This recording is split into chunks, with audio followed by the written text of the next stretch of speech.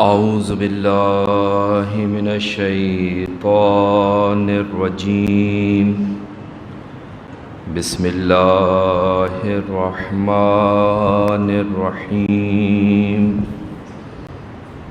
الحمد لله رب العالمين، والسلام على سيدنا ونبينا وطبيب قلوبنا وشفيع ذنوبنا ومولانا أبي القاسم محمد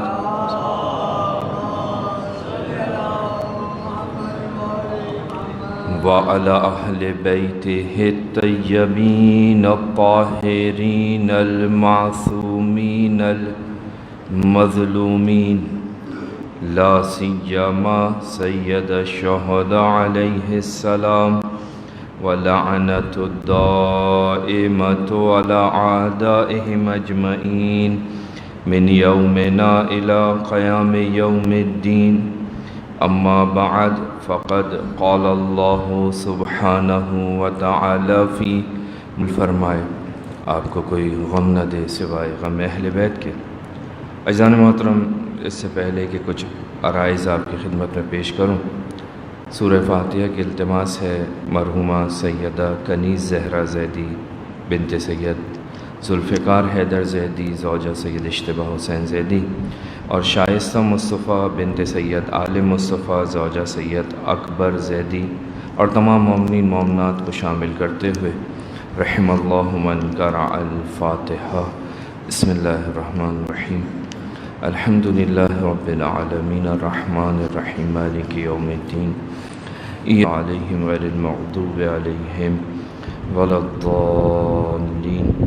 بسم اللہ الرحمن الرحیم۔ قل هو اللہ احد اللہ الصمد لم یلد ولم یولد ولم یکن له کفوا احد۔ بسم اللہ الرحمن الرحیم۔ قل هو اللہ احد اللہ الصمد لم یلد ولم یولد ولم یکن له کفوا احد۔ بسم اللہ الرحمن الرحیم۔ قل هو اللہ احد اللہ الصمد لم یلد ولم یولد ولم یکن له کفوا احد۔ اللہم صل علی محمد وآل محمد۔ اللہم اغفر للمؤمنین والمؤمنات والمسلمین والمسلمات الاحیاء منہم والاموات، تعب بیننا وبینہم بالخیرات، انک مجیب الدعوات، انک علی کل شیء قدیر۔ ان دونوں مومنات کی درجات میں بلندی کے لیے ایک مرتبہ مل کے باواز سے بلند صلوات پڑھتے ہیں محمد علیہ۔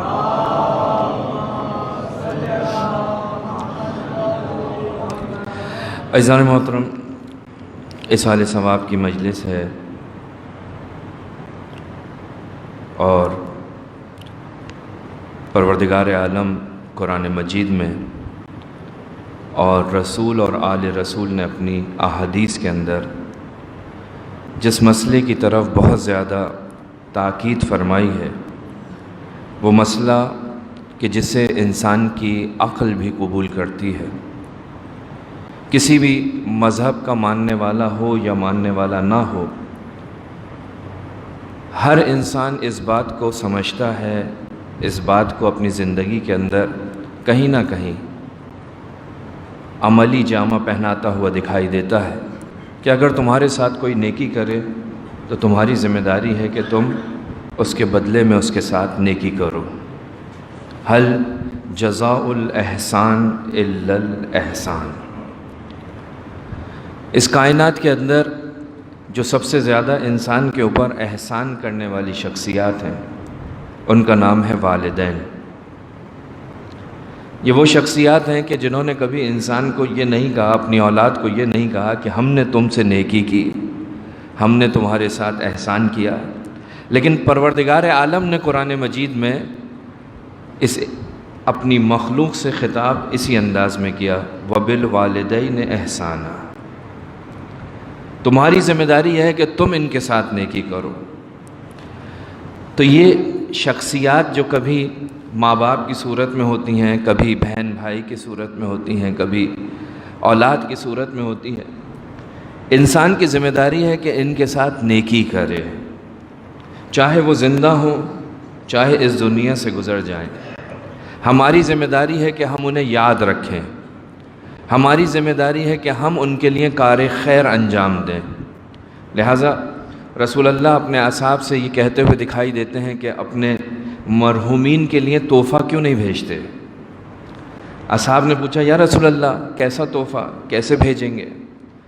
تو رسول خدا نے فرمایا، کہا دو چیزیں تحفے کے طور پر اپنے عزیزوں کو، اپنے رشتہ داروں کو، اپنے والدین کو، اپنے اقارب کو بھیجو۔ عزیزان محترم، تحفہ دینے کے کچھ اصول ہیں، کچھ ضوابط ہیں ہمارے درمیان۔ تحفہ ہم کس طرح سے دیتے ہیں، تحفہ کس طرح سے دینا چاہیے؟ روایت یہ کہتی ہے کہ رسول خدا فرماتے ہیں کہ تحفہ دو۔ یا رسول اللہ کیا تحفہ دیں؟ فرمایا کہ ان کے لیے دعا کرو، دعا تحفہ ہے۔ قرآن مجید کو اٹھا کے دیکھیے، پروردگار عالم قرآن مجید میں مختلف انبیاء کی دعاؤں کو نقل کرتا ہے۔ نبی پروردگار سے دعا کرتا تھا، دعا ایک اہم ترین چیز ہے جو آپ کے لیے، میرے لیے بہت زیادہ اہمیت کا حامل ہے۔ الدعاء مخ العبادہ، جو دعا نہیں کرتا وہ میرے سامنے حالت تکبر میں کھڑا ہوتا ہے، جو دعا کے لیے ہاتھ نہیں اٹھاتا وہ میرے ساتھ مقابلہ کرتا ہے، جنگ کرتا ہے۔ دعا انبیاء کا ہتھیار ہے۔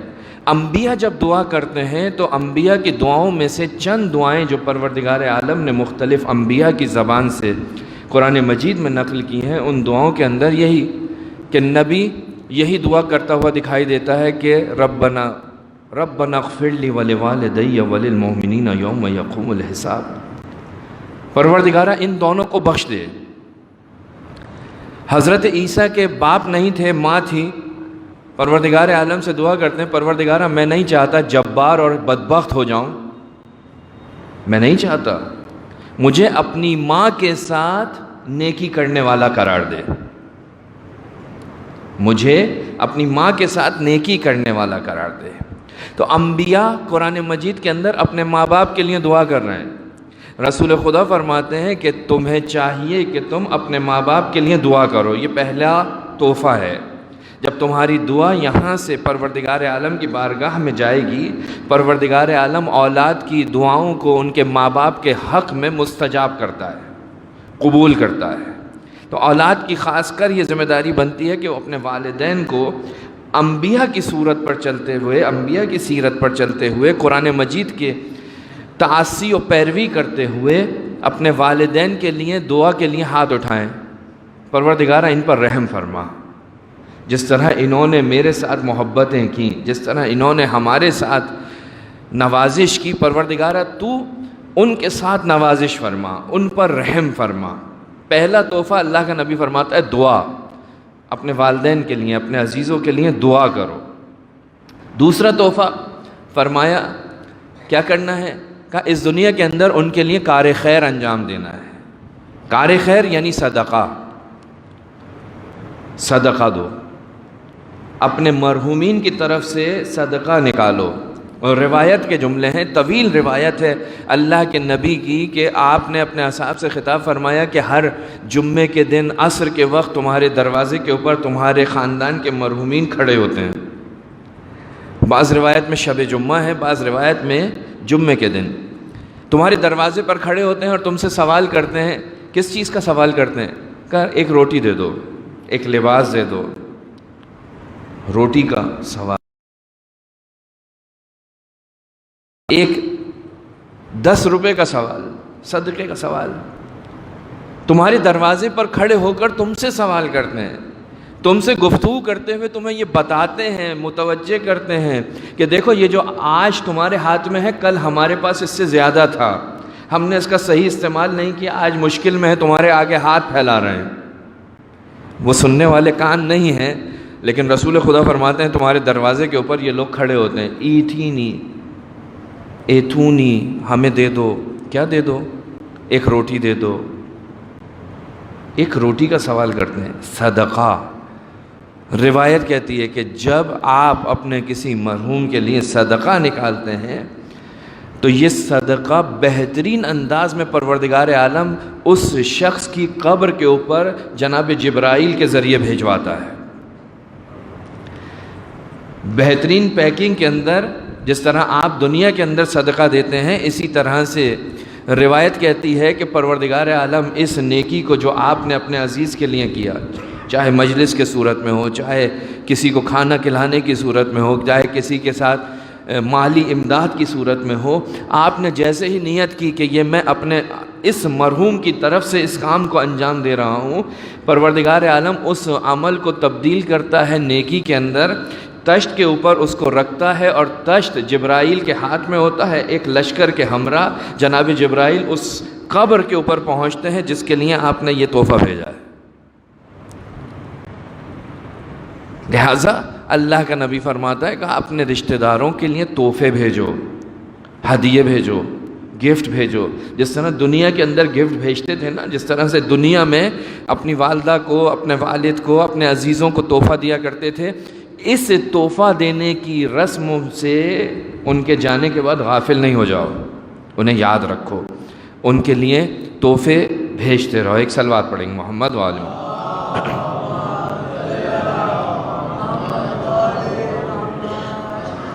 عزیزان محترم، قرآن مجید کی سورہ یونس کی 26 نمبر آیت کی جو میں نے تلاوت کی،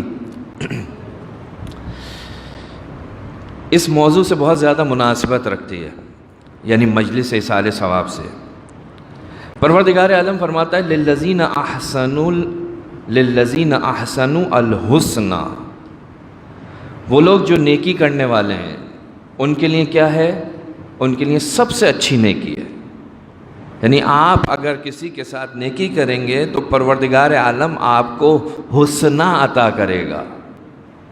للذین، ان لوگوں کے لیے ہیں، کن لوگوں کے لیے؟ احسنوا، جو نیکی کرتے ہیں، احسنوا، جو نیکی کرتے ہیں ان کے لیے کیا ہے؟ حسنہ ہے۔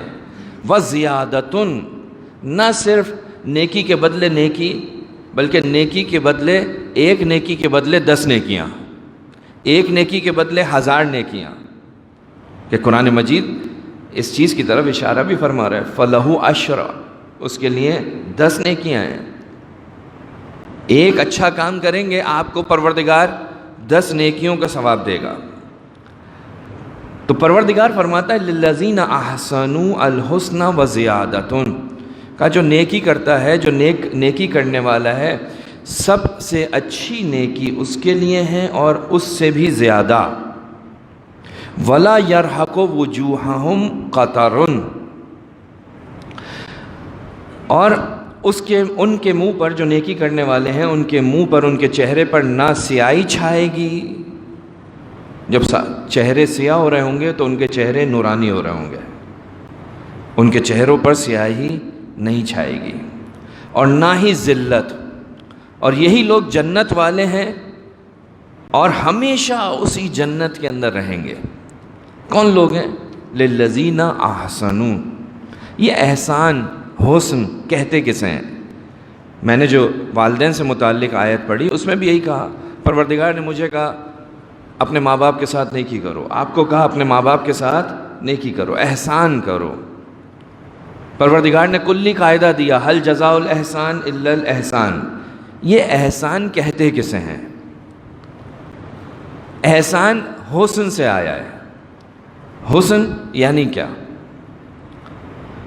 ایسا عمل، توجہ کیجیے گا، احسان یا حسن ایسا عمل کہ جس میں حسن و جمال کی ایسی مثال موجود ہو کہ جس کا ظاہر اور باطن، جو ظاہر میں دکھائی دے رہا ہے وہ بھی، اور اس کے جو پشت پر ہے، اس کے جو پیچھے ہے، جو اس کے بطن میں ہے، یہ دونوں کے دونوں حسن ہی حسن ہو، اس کے علاوہ کچھ نہ ہو، اس کے اندر کسی قسم کا عیب نہ ہو، اس عمل کو کہتے ہیں عمل احسان۔ احسان کسی کے ہاتھ میں پیسے تھمانے کو فقط نہیں کہتے، بلکہ اس پیسے تھمانے کے ساتھ اس کے پیچھے نیت کیا ہے، اس کے پیچھے نیت بھی اچھی ہونی چاہیے۔ اگر اس کے پیچھے نیت اچھی نہیں تو پروردگار عالم اس کو مورد احسان یا احسان کے طور پر قبول نہیں کرے گا۔ آپ کی نیت کیا ہے؟ ایسا عمل کہ جس کا ظاہر بھی اچھا ہو، جس کا باطن بھی اچھا ہو، اس کو کہتے ہیں اچھا عمل، اس کو کہتے ہیں حسن، اس کو کہتے ہیں احسان۔ اصلاً جب آپ کسی کو یہ چیز دے رہے ہیں، تھما رہے ہیں، تو یہ چیز لینے والا کسی طرح کی بھی ناپسندیدگی کا اظہار نہ کرے۔ کبھی کبھی ایسا ہوتا ہے کہ انسان کو کوئی دیتا ہے لیکن اسے اچھا نہیں لگ رہا ہوتا لینا، کیونکہ اس کے دینے کا انداز ایسا ہوتا ہے کہ لینے والے کے لیے وہ جو ہے باعث شرمندگی ہو جاتا ہے۔ یہ احسان نہیں ہے۔ احسان ایسا ہو کہ سامنے والا جب اسے قبول کرے تو اس کا نفس مجروح نہ ہو۔ یہ ہے احسان، کہ جس کا ظاہر بھی اچھا ہو، جس کا باطن بھی اچھا ہو، جو ظاہر میں بھی خوبصورت ہو، جو باطن میں بھی خوبصورت ہو، ناپسندیدگی کا امکان نہ ہو، یعنی عمل اپنی نہایت درجے پر عمدہ اور خوبصورت ہو۔ اس عمل کی چند خصوصیات ہونی چاہیے، یعنی احسان جب آپ اور میں کسی پر کر رہے ہیں تو اس احسان کی خصوصیت کیا ہے؟ بس ہر اعتبار سے پسندیدہ ہو، ظاہر سے بھی باطن سے بھی۔ ایسا نہیں ہو سکتا کہ ظاہر میں اچھا ہو باطن میں خراب ہو، ایسا نہیں ہو سکتا ظاہر میں خراب ہو باطن میں اچھا ہو، نہیں، ظاہر بھی اچھا ہو باطن بھی اچھا ہو۔ عقل قبول کرتی ہو، عقل کہتی ہو اس نے بہت اچھا کام کیا ہے، اس کو کہتے ہیں احسان۔ دل کو بھاتا ہو، ہر انسان، ہر صاحب دل جب اس عمل کو دیکھے تو کہے کہ ہاں بہت اچھا کام کیا ہے، بہت اچھا کام کیا ہے۔ دیکھنے، سننے اور پرکھنے کے اعتبار سے بہترین ہو، انسان کا دل قبول کرے، یہ ہے احسان۔ احسان یہ نہیں ہے کہ میں نے کسی کے ہاتھ میں کسی بھی انداز کے اندر کچھ رکھ دیا، نہیں، یہ احسان نہیں ہے۔ احسان کی کچھ اپنی خصوصیات ہیں۔ احسان کا مقام اتنا بلند ہے کہ روایات اگر ہم دیکھیں تو عدالت خدا کی ایک صفت ہے کہ خدا کون ہے؟ عادل ہے۔ عدالت سے بھی بڑھ کر جس صفت کو قرار دیا گیا ہے وہ ہے احسان کی صفت۔ عدالت میں جو انسان کی ذمہ داری ہوتی ہے وہ انسان انجام دیتا ہے۔ عدالت میں جو میری ذمہ داری ہے میں اس کو انجام دوں گا، آپ کہیں گے جی آپ نے عدالت سے کام لیا،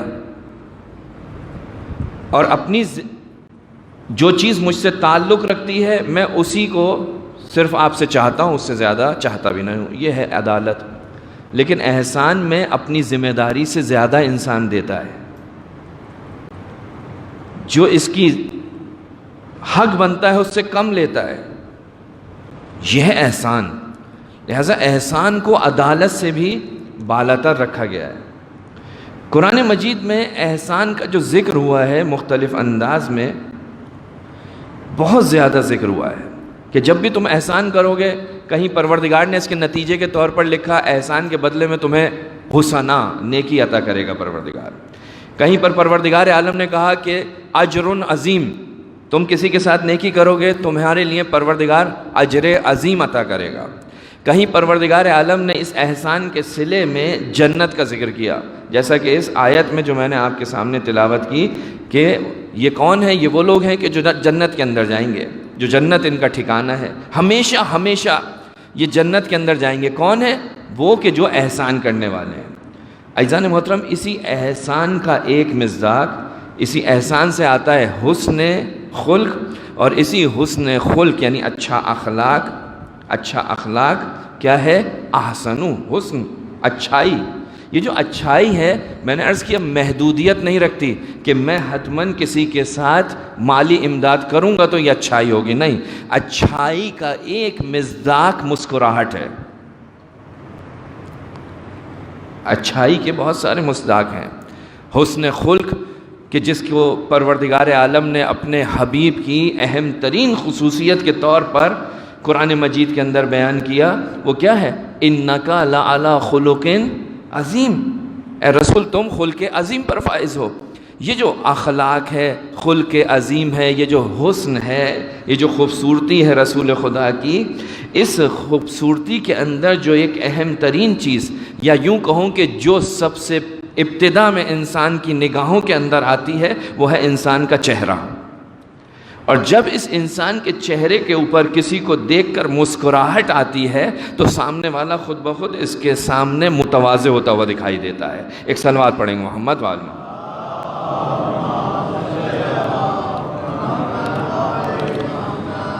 یعنی حسن خلق کا ایک مصداق کیا ہے؟ مسکراتا ہوا چہرہ، چہرے پر مسکراہٹ۔ امام جعفر صادق علیہ السلام سے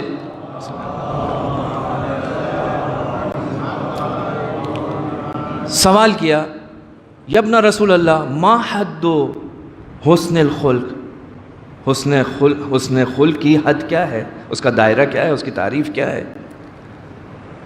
فرزند رسول کیا فرماتے ہیں؟ فرماتے ہیں تلین و جناحک و تطیب و کلامک و تلقا اخاکا ببشر حسن۔ حسن خلق کیا ہے؟ اچھا اخلاق کیا ہے؟ اللہ کا نبی، اللہ کے نبی کی اولاد اہل بیت علیہم السلام کیا فرماتے ہیں؟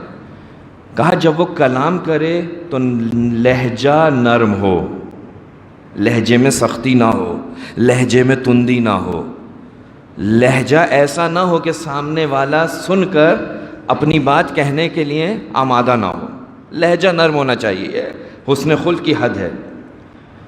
وَتَطِيبُ کلامک، گفتگو میں کیا ہو؟ پاکیزگی ہو، ادب ہو، لحاظ ہو، ہلکی گفتگو نہ کرے۔ تیسری خصوصیت فرمایا تل کا آخا کا، جب وہ اپنے بھائی سے ملے نا تو اس کا چہرہ کھلا ہوا ہو، اس کے چہرے پر مسکراہٹ ہو، عبوس نہ ہو، بھویں نہ چڑھائے ہوئی ہوں، چہرہ بگاڑا ہوا نہ ہو، بلکہ کیا امام فرماتے ہیں کہ جب وہ اپنے کسی بھائی سے، اپنے دوست سے، اپنے رشتہ دار سے، اپنے عزیز سے ملاقات کرے تو اس کی کیفیت کیا ہونی چاہیے؟ حسن خلق کی بات کر رہا ہوں۔ امام فرماتے ہیں حسن خلق کی ایک حد یہ ہے کہ جب تم اپنے کسی عزیز سے، اپنے بھائی سے ملاقات کرو تو تمہارا چہرہ کھلا ہو، چہرے کے کھلے ہوئے چہرے کے ساتھ ملاقات کرنا، یہ ہے حسن خلق۔ حسن رسول خدا کا اخلاق یہ تھا، یہ اخلاق اہل بیت ہے۔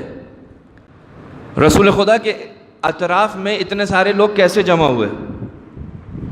وہ زمانہ جاہلیت کہ جو اپنے بتوں کو چھوڑنے کے لیے تیار نہیں تھے، جو اپنی اولاد کو زمین میں گاڑ دیتے تھے، انہوں نے سب کچھ چھوڑا، رسول خدا کے پیچھے آ گئے۔ کیسے آئے؟ رسول خدا نے کیا کیا تھا ان کے ساتھ؟ قرآن مجید کہتا ہے رسول خدا کی اس صفت کی طرف اشارہ کرتا ہے کہ رسول کی کیا خصوصیت تھی؟ رسول کی خصوصیت یہ تھی کہ لو کنت فظا غلیظ القلب، اے رسول اگر تم سندل ہوتے لانفضوا من حولک، یہ لوگ تمہارے گرد جمع نہیں ہوتے، کیونکہ تمہارا لہجہ اچھا تھا، تمہارے چہرہ ہمیشہ کشادہ رہتا تھا، لہٰذا یہ لوگ تمہارے گرد جمع ہو گئے۔ اگر تم سنگ دل ہوتے تو کوئی تمہارے اطراف میں جمع نہیں ہوتا۔ یہ مسلمان جو ہوئے ہیں اس میں ایک اہم ترین کردار رسول خدا کے اخلاق کا ہے کہ جس کی پروردگار عالم عظمت قرآن مجید کے اندر بیان فرما رہا ہے۔ ایک مرتبہ صلوات پڑھیں گے مل کے محمد والے۔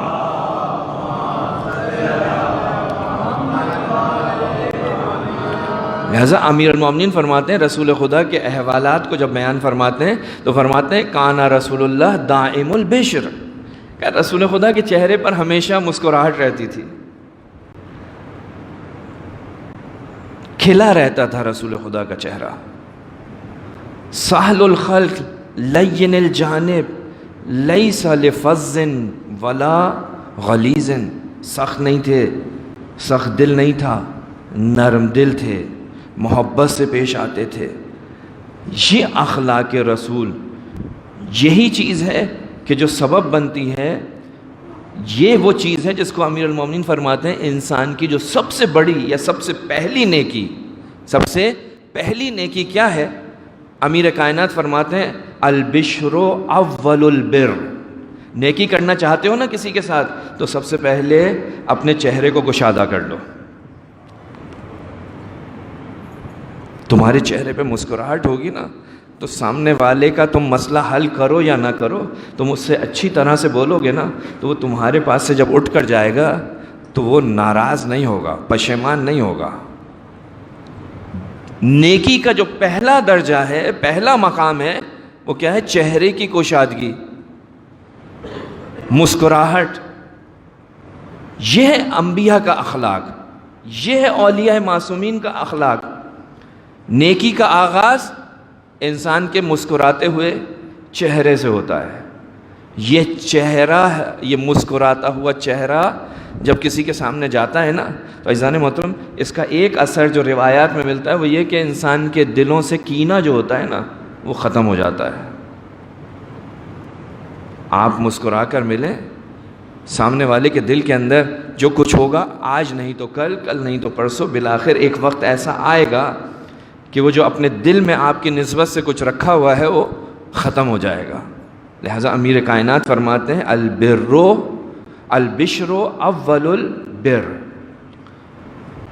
دوسروں کو ممکن ہے انسان خوش کرے، کس کے ذریعے؟ خرچہ نہیں کیا، یعنی خوش کرنے کے لیے خرچہ کرنا ضروری نہیں ہے، ایک مسکراہٹ انسان کی کافی ہے۔ یہ اسلامی تعلیمات ہیں۔ ممکن ہے آج آپ جائیں دنیا کے اندر، مختلف اخلاق جو اس وقت پائے جاتے ہیں وہ آپ کو یہی چیز سکھا رہے ہوں، لیکن ان سے پہلے 1400 سال پہلے معصومین علیہم السلام آپ کو یہ بتا کے جا چکے ہیں کہ بھائی اس طرح سے اٹھنا بیٹھنا ہے، اس طرح سے باتیں کرنی ہے۔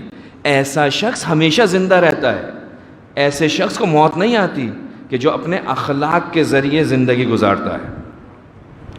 قرآن مجید حقیقی مومن کے بارے میں یہی کہتا ہے کہ جو حقیقی مومن ہے وہ ہمیشہ خوش رہتا ہے، مسرور رہتا ہے، اس کے آثار، اس کی خوشی کے آثار اس کے چہرے پر دکھائی دیتے ہیں۔ اس کی دوسری خصوصیت یہ ہے کہ اگر وہ دل میں غمگین بھی ہو نا، تو اپنے چہرے کے اوپر اس غم میں کسی کو شریک نہیں کرتا، غم کو اندر ہی رکھتا ہے، کیونکہ یہ غم صرف اور صرف اللہ کے سامنے بیان ہونے والی شے ہے، کسی اور کے سامنے بیان نہیں ہوتا۔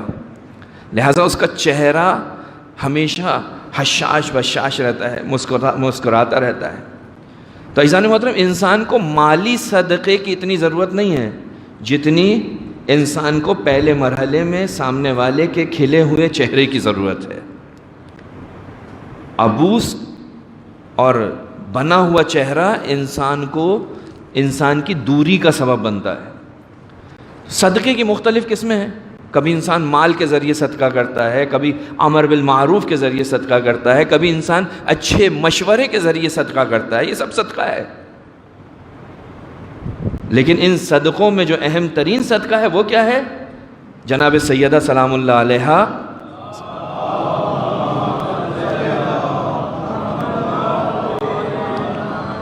فرماتی ہیں تبسمک فی وجہ اخیک صدقہ، تیرا مسکرا کر اپنے بھائی کے چہرے پر دیکھنا یہ صدقہ ہے۔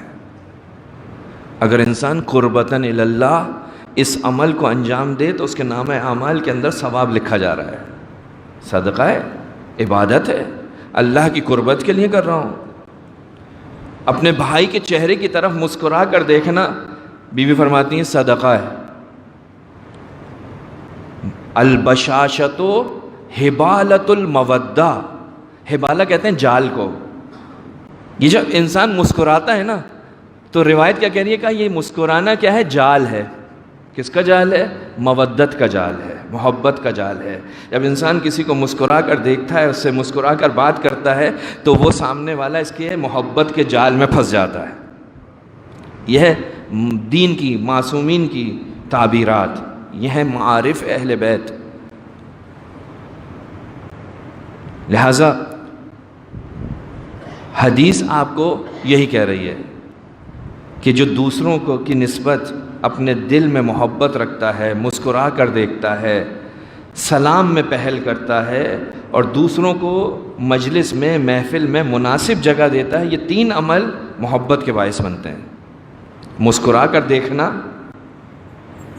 سلام میں پہل کرنا اور مجلس میں بہتر جگہ اس آنے والے کو دینا، کہ یہ تین چیزیں وہ ہیں کہ جو اس شخص کے دل میں محبت کا باعث بنتی ہے۔ تو عزیزان محترم، یہ اچھے اخلاق والے لوگ کہ جن کی جو سب سے پہلی عادت ہے وہ کیا ہے؟ ان کے چہرے کے ہوں گے۔ اللہ کا نبی، ایک بہت ہی خوبصورت روایت ہے، اس میں ارشاد فرماتا ہے اِنَّ لِأَهْلِ الْجَنَّةِ 4 علامات، کہ جنت میں جانے والوں کی، جنت میں رہنے والوں کی 4 علامتیں ہیں، 4 نشانیاں ہیں۔ اگر ہم میں ابھی یہ علامتیں نہیں ہیں تو کوشش کرنی چاہیے اس دنیا سے پہلے اپنے اندر ان علاماتوں کو، ان نشانیوں کو وجود میں لے آئیں۔ کہ اہل جنت کی 4 نشانیاں ہیں۔ اللہ کا نبی فرما رہا ہے پہلی نشانی کیا ہے؟ فرمایا سب سے پہلی نشانی، دیکھیں 4 نشانیوں میں جو پہلی نشانی، وجہ منبسط۔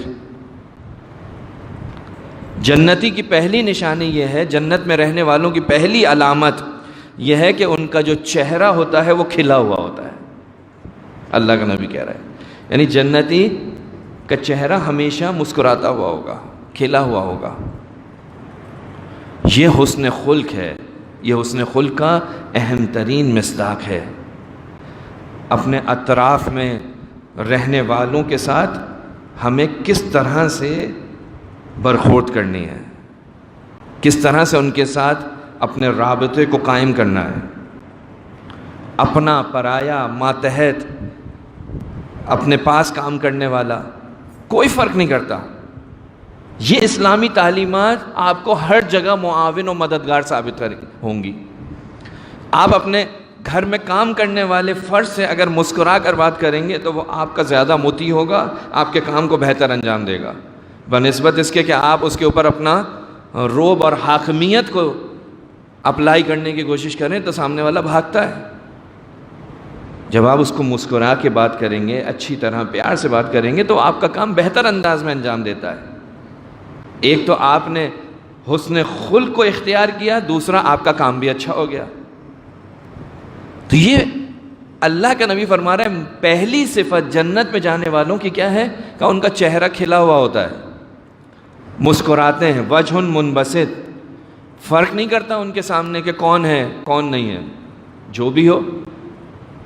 پہلا امپریشن اتنا اچھا ہوتا ہے کہ ساری زندگی وہ انسان قابل تعریف بن جاتا ہے۔ ایک ملاقات، ایک مرتبہ ملے تھے لیکن وہ پہلی ملاقات ایسی تھی، اتنی گرم تھی، اتنی صمیمیت تھی اس کے اندر کہ وہ انسان تو چلا جاتا ہے لیکن اس کی اچھائی اسی ملاقات کے اندر منحصر ہو جاتی ہے۔ وجہ منبسط۔ دوسری خصوصیت جو رسول خدا بیان فرماتے ہیں جنتیوں کی، وہ کیا ہے؟ فرمایا وَلِسَانٌ لطیف، وَلِسَانٌ لطیف۔ دوسری خصوصیت یہ ہے کہ وہ، اس کی جو زبان ہے وہ بہت ہی نرم ہوتی ہے، ملائم ہوتی ہے، یعنی اس کی زبان سے کسی کو کوئی اذیت نہیں پہنچتی، کوئی تکلیف نہیں پہنچتی۔ یہ جنت میں رہنے والوں کی دوسری خصوصیت۔ امام صادق علیہ السلام فرماتے ہیں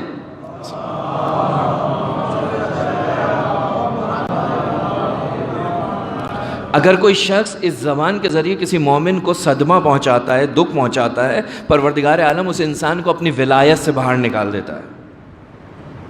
پروردگار سے اس کا کوئی تعلق نہیں ہے۔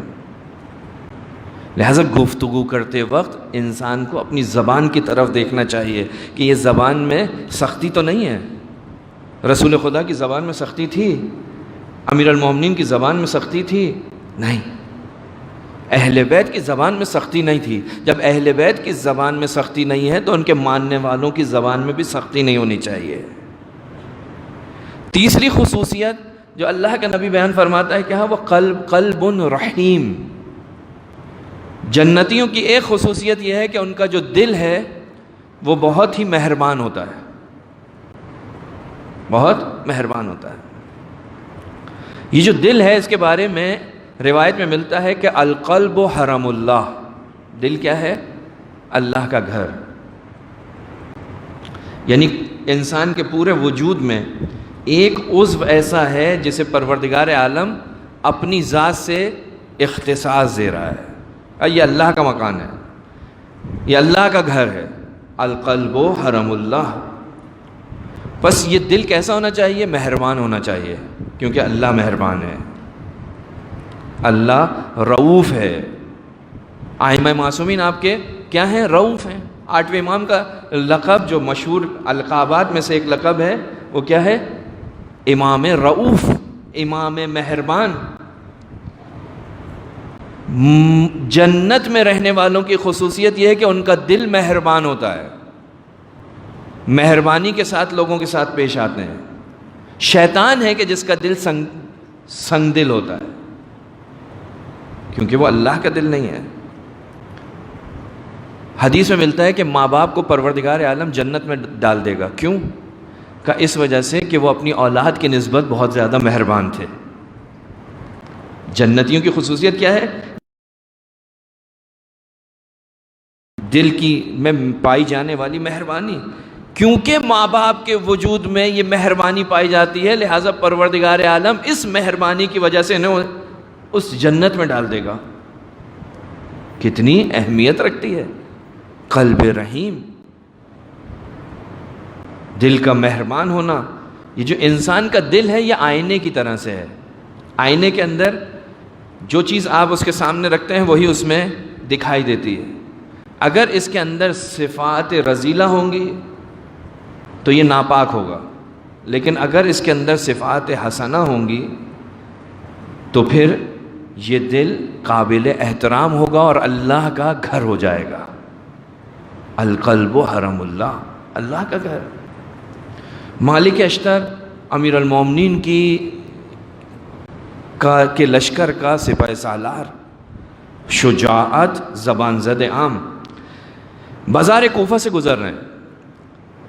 ایک شخص نے مالک اشتر کے لباس کو دیکھا تو پیچھے سے کچھ جملات کہ جس سے جناب مالک اشتر کی توہین ہوتی تھی اپنی زبان سے ادا کیا۔ جناب مالک اشتر نے توجہ نہیں کی اور سیدھے چلتے چلے گئے، یہاں تک کہ مسجد میں پہنچے۔ یہ شخص جس نے توہین کی تھی اس کے ساتھ ایک اور شخص کھڑا تھا۔ اس نے کہا تم پہچانتے ہو یہ کون تھا؟ تم نے کس کو کیا کہا ہے پتہ ہے تمہیں؟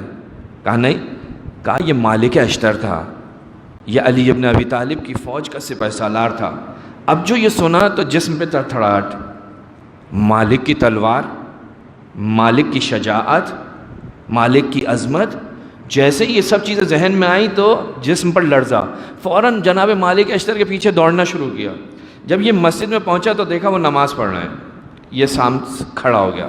جب نماز مکمل ہوئی تو جناب مالک اشتر کے پاس گیا، کہا مجھے معاف کر دیں۔ مالک اشتر نے کہا تو اپنی یہ حالت کیوں بنائی ہوئی ہے؟ کیوں کپ آ رہا ہے؟ کیوں ڈر رہا ہے؟ کہا مجھ سے گستاخی ہو گئی۔ کہا کہ نہیں، میں یہاں مسجد میں آیا ہی اس لیے ہوں کہ تیرے لیے دعا کروں۔ قلب مہربان، مہربان دل۔ ائمہ معصومین کو کتنا ستایا لیکن کبھی بد دعا نہیں کی اس امت کے لیے۔ رسول خدا سے کہا کہ بد دعا دے دیں، کہا میں بد دعا دینے کے لیے نہیں آیا، میں ان کی ہدایت کے لیے آیا ہوں۔ قلب رحیم، ائمہ معصومین رحمت پروردگار کے مصداق ہیں۔ جس طرح سے ان کی رحمت، پروردگار کی رحمت واسعہ ہے، اسی طرح سے ائمہ معصومین کی رحمت واسعہ ہے۔ اور چوتھی خصوصیت جو صاحبان جنت کی ہے وہ کیا ہے؟ فرمایا یدعن موتیا، عطا کرنے والے ہوتے ہیں۔ جنت میں جانے والے کی ایک خصوصیت کیا ہے؟ کہ وہ عطا کرنے والا ہے، لینے والا نہیں ہے، دینے والا ہے۔ اللہ کی خصوصیت میں سے ایک خصوصیت کیا ہے؟ اللہ کی صفات میں سے ایک خصوصیت کیا ہے؟ ایک صفت کیا ہے؟ کہ اللہ دینے والا ہے، اللہ کسی سے کچھ لیتا نہیں ہے، اللہ دیتا ہے، موتی ہے۔ یدعن موتیا، اہل جنت کی ایک خصوصیت یہ ہے کہ وہ عطا کرنے والے ہیں، وہ دینے والے ہیں، یہ اللہ کی صفت ہے۔ اہل بیت علیہ السلام میں یہ صفت آپ کو دکھائی دے گی۔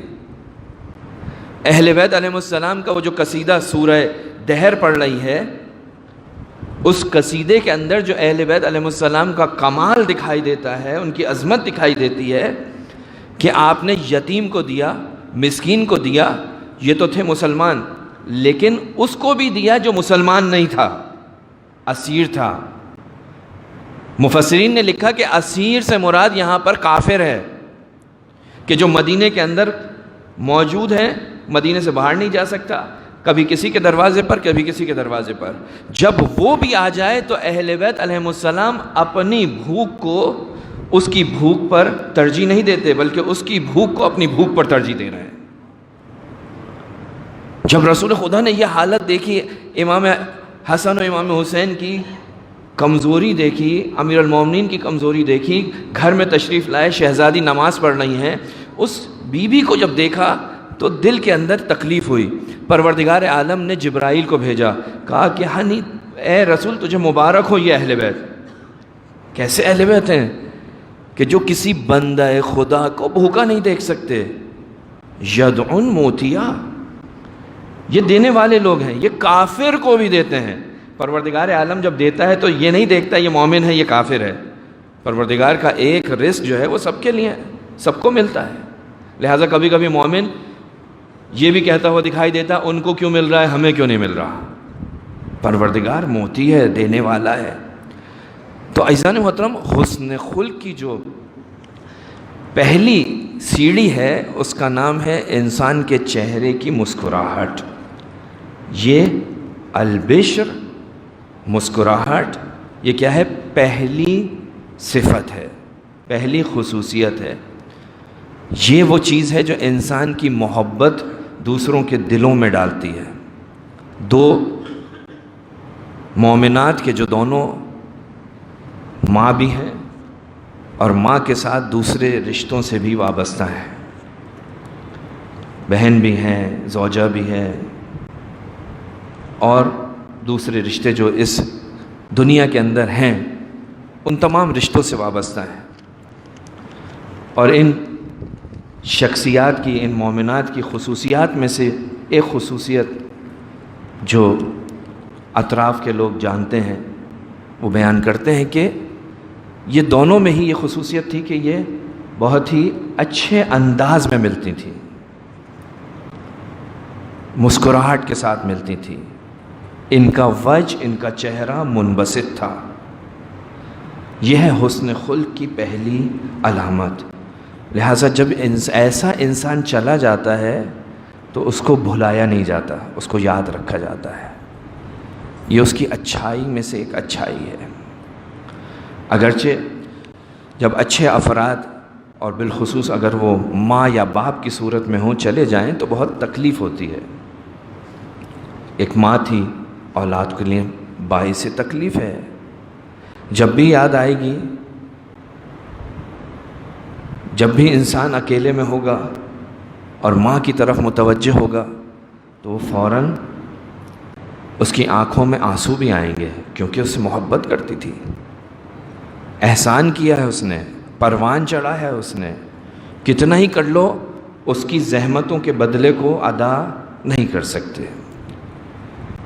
بہت عظیم رشتہ ہے یہ، بالخصوص ماں کا رشتہ بہت عظیم۔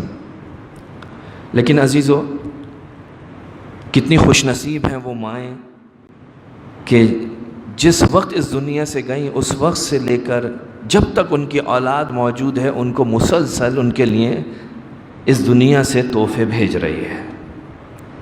کتنی خوش نصیب ہیں وہ مائیں کہ جو اس دنیا سے چلی گئیں اور اس حالت میں گئیں کہ ان کا خیال رکھنے والے ان کے اطراف میں موجود تھے۔ کتنی خوش نصیب ہیں وہ مائیں کہ جب اس دنیا سے گئیں تو ان کے جسم کے اوپر کسی زخم کا کوئی نشان نہیں تھا، کسی نے ان کو آ کر کوئی تکلیف نہیں پہنچائی تھی۔ لیکن ایک ماں مجھے ایسی بھی دکھائی دیتی ہے کہ جس نے اس دنیا میں اتنی تکلیفیں اٹھائیں، اتنی مصیبتیں اٹھائیں کہ وہ یہ مرثیہ پڑھتے ہوئے دکھائی دیتی ہے، صبت علیہ مصائب صبت علی الایام سرنا لیالیہا۔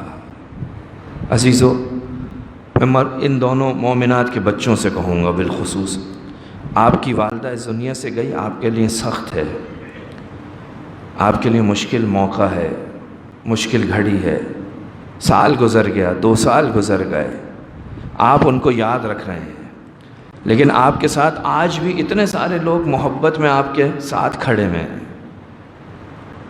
اصال ثواب میں آپ کے ساتھ شریک ہو رہے ہیں۔ آپ کی والدہ کا جب بھی آپ کو دل میں کوئی تکلیف محسوس ہونا یاد کر کے، تو مدینے میں رہنے والی ماں حسن و حسین کی ماں زینب و ام کلثوم کی ماں کو یاد کیجیے گا کہ جس پر مصائب اتنے پڑے، اتنی مصیبتیں آئیں کہ اس بی بی نے کہا کہ بابا اگر یہ دنوں پر پڑھتیں تو وہ سیاہ راتوں میں تبدیل ہو جاتے۔ اجرکم اللہ۔ ہاں، آپ کی ماں اس دنیا سے گئی تو اس کے جسم پر کوئی نشان نہیں تھا، لیکن تاریخ نے لکھا 2 جنازے اہل بیت کے گھرانے کے ایسے ملتے ہیں، 3 جنازے ایسے ملتے ہیں کہ جب ان کو غسل دینے والے نے غسل دیا ہے نا تو اس کی آواز گریہ بھی بلند ہوئی، اس کی آواز بھی بلند ہوتی ہوئی دکھائی دی۔ ایک چوتھے امام کا جنازہ تھا، جب امام باقر نے اپنے بابا کو غسل دیا تو ایک مرتبہ گلے کا جب آپ کی نگاہ اپنے بابا کی گردن پر پڑی نا تو آواز بلند ہوئی۔ اصحاب نے پوچھا مولا گریہ کیوں کرتے ہیں؟ کہا بابا کے گلے میں توق کا نشان آج بھی موجود ہے۔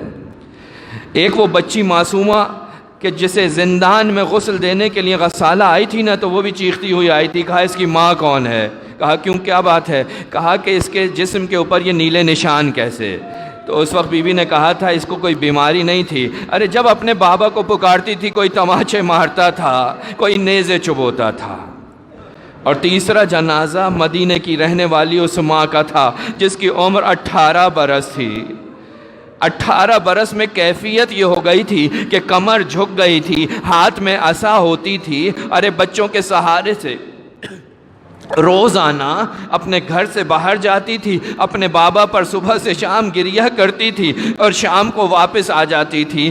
ارے وہ بی بی جس کی کمر جھک گئی، ارے میں کہوں گا بی بی آخر کیا ہوا؟ 18 سال کی سن میں ارے 70 دن 75 دن 80 دن 90 دن میں ایسی کون سی قیامت ٹوٹ پڑی، ایسی کون سی بیماری آ گئی کہ آپ اپنے بابا کی رحلت تک صحیح و سالم تھی، بابا کی رحلت کے کچھ دنوں کے بعد آپ کی کمر جھک گئی؟ بی بی آپ پر ایسی کون سی مصیبت آئی؟ تو عجب نہیں بی بی کی آواز آئے، ارے تو مدینے میں آ کر تو دیکھ، ابھی میرے بابا کا کفن میلا نہیں ہوا تھا۔ اور ایک مرتبہ بابا کے ماننے والے آئے، دروازے کو جلایا، جلتا ہوا دروازہ مجھ پر پھینکا۔ تاریخ میں ملتا ہے ایک آواز مدینے میں گونج رہی تھی، یا فضہ خذینی، اے فضہ مجھے تھامو، میرا محسن شہید ہو گیا۔ ارے فاطمہ کا پہلو شکستہ ہے، فاطمہ کے بازو پر تازیانے کا نشان ہے۔ ارے فاطمہ کا محسن اس دنیا سے رخصت ہوا۔ اب جب علی نے فاطمہ کو غسل دینا شروع کیا، ایک مرتبہ کنیز سے کہتے ہیں خاموش ہو جا، خاموش ہو جا۔ ارے وہ صابر امام جو صبر کی تلقین کر رہا تھا، ایک مرتبہ اس کی آواز بلند ہوئی۔ جب میرے مولا کی آواز بلند ہوئی، کنیز کہتی ہے مولا کیا ہوا؟ کہا ارے فاطمہ کے بازو پر آج بھی تازیہ۔ الا لعنت اللہ علی قوم الظالمین وسيعلم الذين ظلموا أي منقلب ينقلبون۔